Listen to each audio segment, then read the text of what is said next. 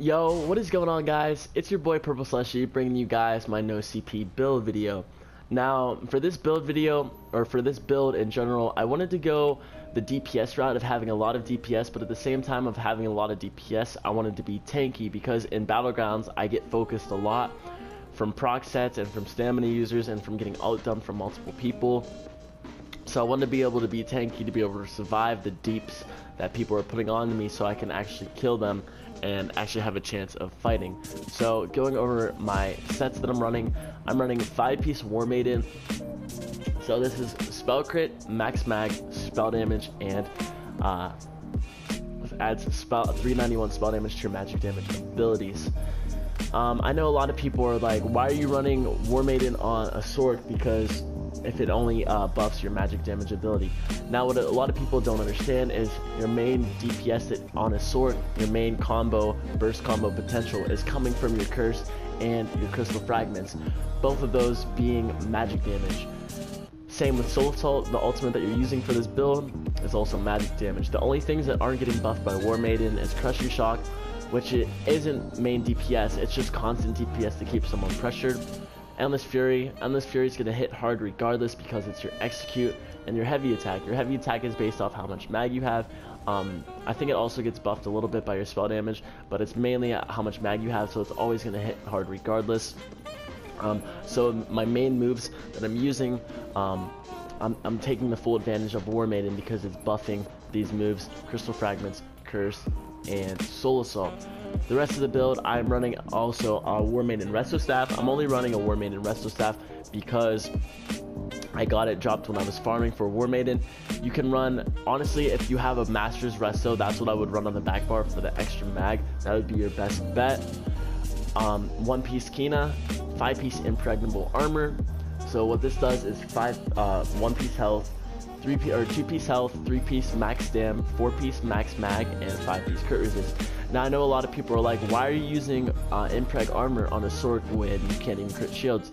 Now, I do understand that you can't crit shields, but what about all those times when you get CC'd on the ground by stam users and you don't have, you can't apply shields when you get CC'd when you're on the ground?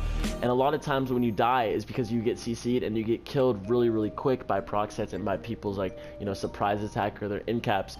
So when I'm on the ground and I have all this crit resist from Impregnable Armor, it's going to be able to keep me alive and be able to keep me in the fight a lot longer than if I was just running, you know, like my normal like Juliano's War Maiden setup that's like all divines, because I do have the crit resist.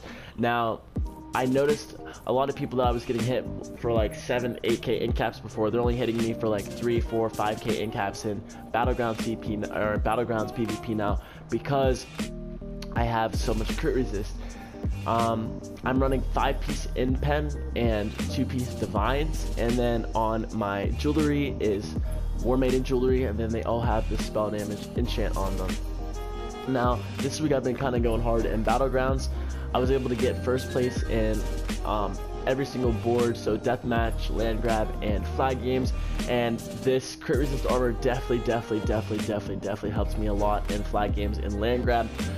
Especially in flag games, when I would run the flag, when my shield would go down, when I was getting bursted by multiple people, I was able to get the flag back to my base a lot of times because of how much crit resist I had. People were just not hitting me very hard. Now, you can run Wizards. Wizards is really nice too. What Wizards does, let's see if I have any of it in my mail. It reduces the damage taken by 15%. So it's max health, spell damage, magic recovery. When you take critical damage, you apply minor maim to the enemy for 15 seconds, reducing their damage done by 15%. Now, the only reason why I run Impreg over Wizards is because you can't crit shields, right? So that Wizards is only ever going to help you whenever you get critically hit. Now, it's the same thing with like Impreg armor. It's only going to help you when you don't have your shields on, but with Wizards is when your shields are down, if someone doesn't critically hit you when your shields are down, there's no point of even having Wizards on because it's not going to be helping you. That 5-piece is useless if you're not getting critically hit by people.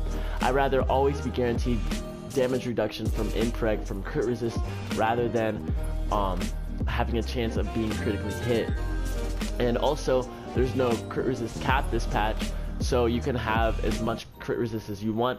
As you see, I have 3800 crit resist, which is actually It's a lot of crit resist. It's actually very, very useful and very, very helpful when my shields go down, or when I'm very, very low on magicka and I'm not able to sustain and apply shields. It's gonna help me when I'm taking all that damage when I can't apply shields. 37,500 max mag, 17,500 health outside of Cyrodiil, 15k max stam, 1100 magic recovery. Now, this build I do use Dark Conversion to sustain. Dark Conversion is a very, very good move. So what it does is it's only 2k stam, but it gives you 8k health and 5k magicka. So if you notice, if I go ahead and use all my mag, can't use any more mag, right? Now if you look at my mag, it's only going up 1,000 every single second, which is very, very bad regen.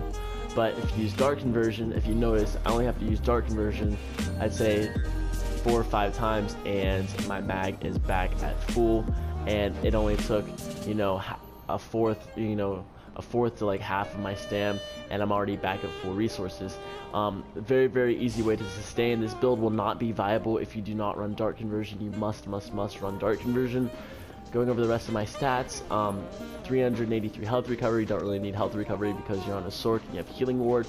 600 stam recovery, which is pretty decent. And 16k stam, you get 1,000 extra stam from the impreg armor, which is going to help you a lot for break free and extra dark conversions. I am running the Atronach Mundus Stone, tri-stat food, and I am also a high elf. Now, the poisons that I use for this build, you can run poisons. I love running poisons. I run poisons that actually help me in different game modes. For example, capture the flag. So what these poisons do is they immobilize your target, granting you unstoppable, rendering you immune to control effects for 1.6 seconds. This poison will also break you free of ongoing control effects. So if I'm playing capture the flag, for example, if I just light attack someone a couple times, it's going to immobilize them. It's going to let me catch up to them. If they stole a relic and they're running it back to their base, it's going to let me catch up to them and kill them, rather than them running away and me not being able to catch them, because this poison actually immobilizes them. Drains health from your target, dealing 1,600 poison damage to your target and restoring 1,300 health to you per second for 1.6 seconds. Drains magicka from your target, increasing the cost of their magic abilities by 30%, and restores 300 mag to you per second for 2.3 seconds. And poisons don't have a cooldown, they just have a 20% chance of being applied. So you can actually apply this poison multiple times and keep getting magicka back. Now, depending on if I'm going up against magicka classes that game or stamina classes that game, I made poisons that reduce the cost of, that increase the cost of my enemy's magic abilities and give me mag, but I also made ones that increase the cost of my enemy's stam and abilities and give me stam. I just switched the poisons based off of who I'm fighting that game. Now, this build is also pretty decent open world. It's actually, I'd say it's probably like a 7 out of 10 open world. There's definitely better setups if you want to go like fully sustained for like 1vx potential, but if you just want to be tanky, open world, and be able to survive, you know, proc sets and a lot of damage, this is actually a pretty decent setup. So with that being said, if you want to see my CP for this setup, going into my green tree, 75 into a siphoner. You don't want more than 75 into anything in your CP, because after that you're just getting diminishing returns. 44 into warlord. I have 75 into arcadist, 16 into tenacity, 56 into elfborn, 75 into elemental expert, 17 into spell erosion, 11 into staff expert, 51 into master at arms, 56 into ironclad, 1 into resistant. You don't really need any into resistant except for 1, because you have all that resistant from impreg armor and the impen on as your traits. 23 into thick skin, 43 into elemental defender, and 43 into hardy, and 44 into bastion. Now I hope this build works out for you guys. It actually worked out for me really well. I was able to do so much better with this setup than the Juliana setup that I was running. I was running Juliana's War Maiden. Now that setup is crazy burst potential. Like the burst you have, like no one can survive soul assaults. But it's just, it came down to me getting focused so hard that I wasn't actually able to fight groups of people by myself, because I would just die so fast because I was getting focused so hard from, you know, proc sets and incaps. Having this setup, having all this crit resist, I'm actually able to take damage from a lot of people at once, rather than, you know, taking damage from a lot of people at once and just dying repetitively, dying over and over and over. So I hope this build, I hope you guys like this build. If you guys have any questions, comments, leave them in the comment section below. I will be uploading a lot of content to my channel this week, so definitely stay tuned for that. Until next time, guys, peace.